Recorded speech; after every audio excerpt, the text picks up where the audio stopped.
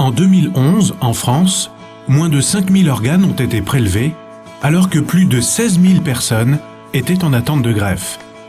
La Journée nationale pour le don d'organes a été créée afin d'informer et de sensibiliser la population à ce problème de société et ainsi tenter de faire reculer le taux de refus qui est aujourd'hui de 33%. Seulement, avant même d'avoir pris position en faveur ou contre le don d'organes, il est important de savoir que seules les personnes décédées en condition de mort encéphalique pourront donner leurs organes.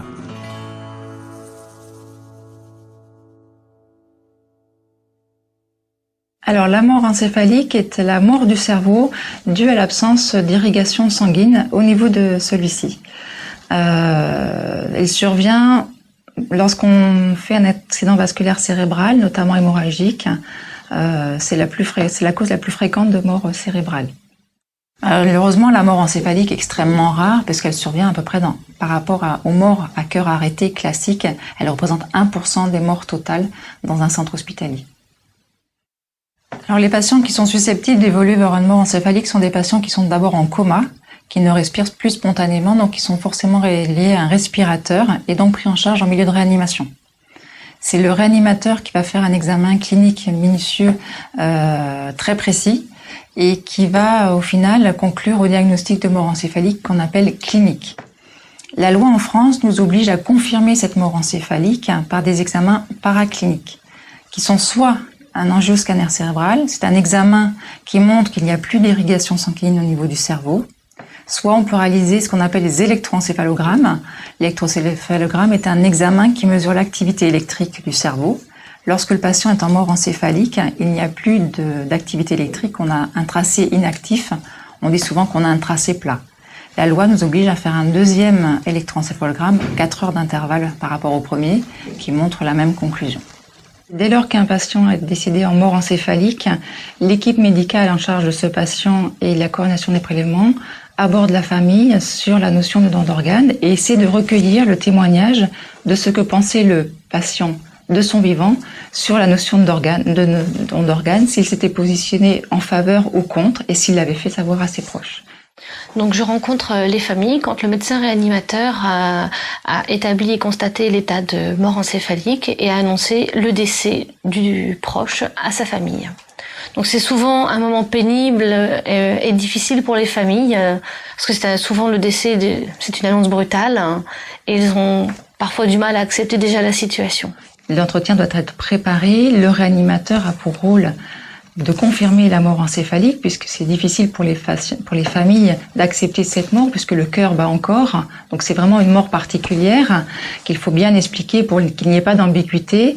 Et dès lors, le réanimateur confirme à la famille qu'il n'y a pas d'autre alternative et que la réanimation ne peut plus rien pour cette personne, mais qu'elle peut pour d'autres. À ce moment-là, on aborde la notion de don d'organes de manière à expliquer aux gens que si le défunt fait don de ses organes, d'autres patients en attente de greffe pourront être transplantés et survivre. France Bleu Cotentin, affaire à suivre, 9h-10h avec Valoris. Est-ce qu'on sait pourquoi les gens refusent de donner leurs organes ou leurs tissus ?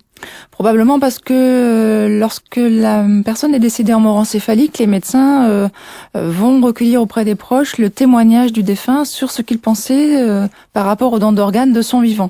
Et si la famille, si les proches ne sont pas au courant, ne savent pas ce qu'ils voulaient, ils sont un peu dans l'embarras et ils ont plutôt tendance à s'y opposer, en s'en excusant d'ailleurs, mais plutôt que de mal faire, ils préfèrent ne pas faire. Donc on a toujours un taux d'opposition qui est important.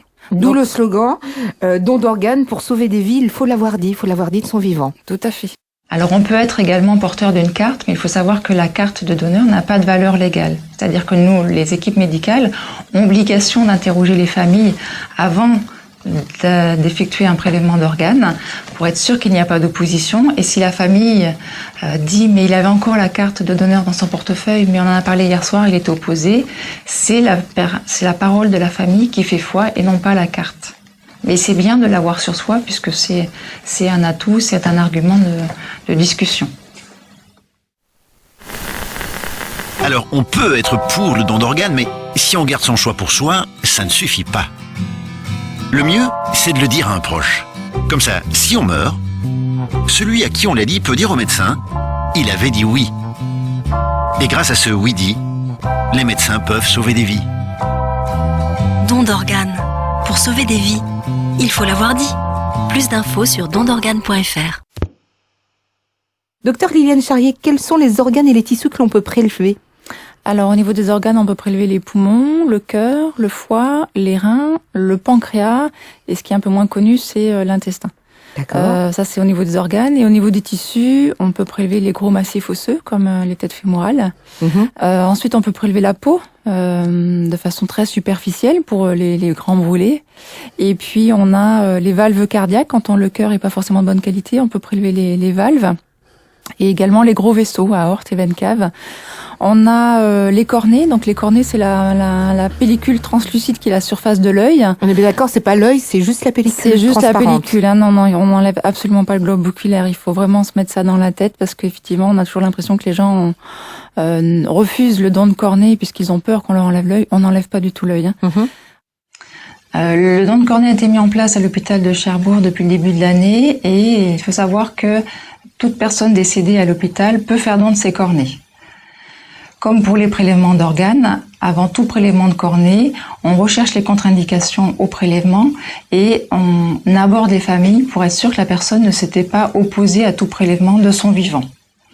À chaque fois que nous avons abordé les familles, le taux de refus est de 100%. Je pense que pour plus sensibiliser les gens, il faudrait donner des exemples de personnes qui ont reçu un don d'organes, de personnes qui sont décédées pour vraiment que ça touche les gens et qui remettent un pied dans la réalité. Je pense que ça, c'est important.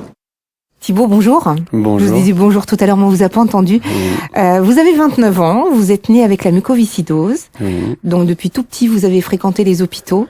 Et quand je dis fréquenter, c'est bien fréquenter. Oui, dans les premières années de ma vie, beaucoup. Thibaut est un jeune patient qui est porteur d'une maladie diagnostiquée quelques jours après sa naissance qu'on appelle la mucoviscidose.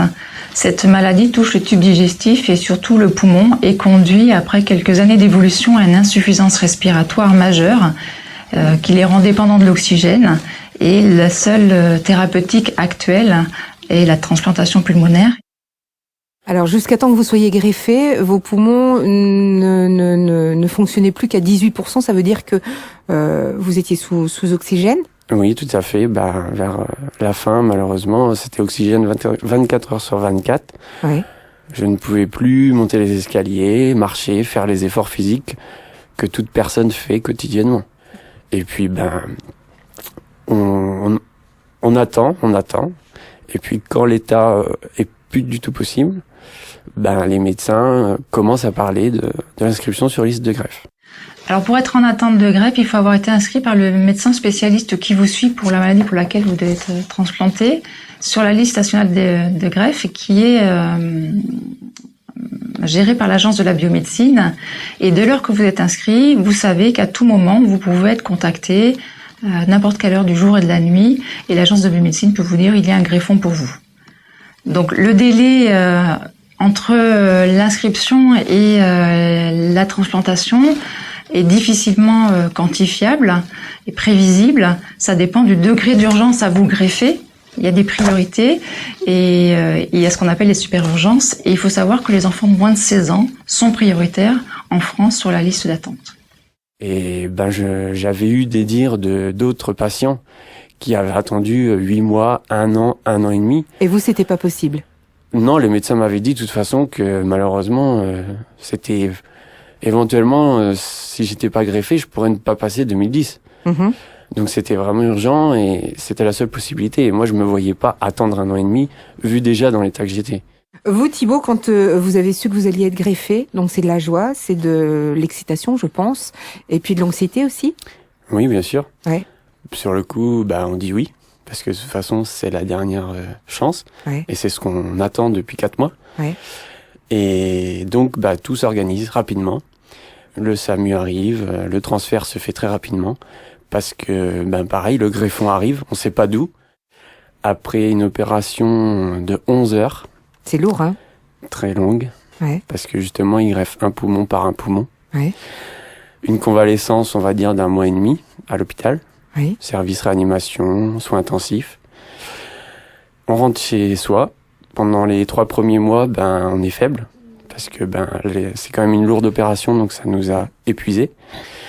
On n'a pas de défense immunitaire pendant 3 mois. Oui. Donc il y a une longue convalescence. Et là, de nos jours, ça fait 1 an et demi.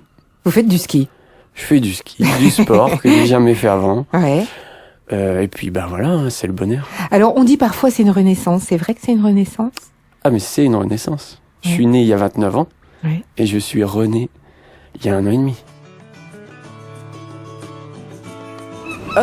Finalement, quand on donne une partie de soi, c'est une façon aussi peut-être de survivre.